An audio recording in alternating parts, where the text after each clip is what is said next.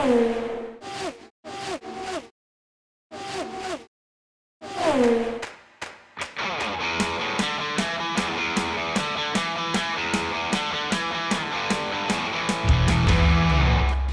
to Pagoda Pass for qualifying of the 101st running of the Indianapolis 500. I'm Katie Hargitt.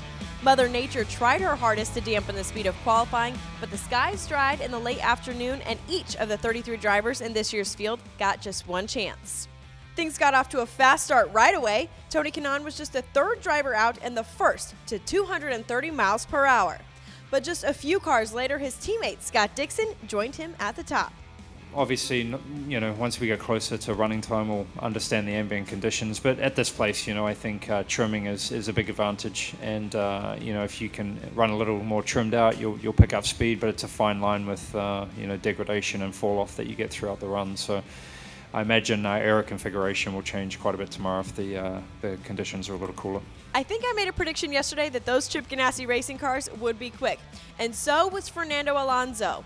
He has never raced on an oval before, but he will fight for the pole in the Fast 9 shootout on Sunday. Obviously today, with the weather conditions, we only had this attempt, so that creates always a little bit of a stress on everyone and in the team, and obviously, yeah, we have this shot only today. Hopefully, we put 4 laps together that hopefully are enough to be in the Fast 9 tomorrow and have another shot there. Sebastian Bourdais was the next car out after Fernando Alonso, and he was on a flyer at 231 miles per hour when suddenly the 18 car got loose and he hit the wall, suffering multiple fractures to his pelvis and right hip.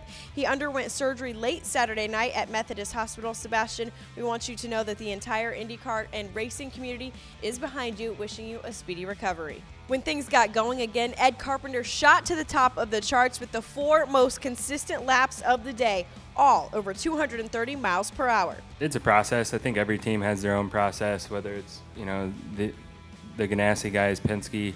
You know, we've had a lot of continuity in our team, and as we've gotten older and started to get stronger and our development grows, you know, you build up experience, and, you know, it's, you know, I think part of the reason I was really happy after that run, and it doesn't mean anything yet, we haven't won anything, but a chance to win the pole. But it's really a credit to the team and all the work they do.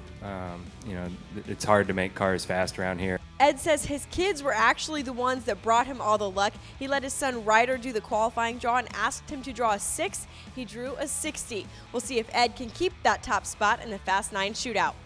And joining him in the battle for the pole will be Takuma Sato, Scott Dixon, J.R. Hildebrand, Alexander Rossi, Will Power, Fernando Alonso, Tony Kanaan, and Marco Andretti.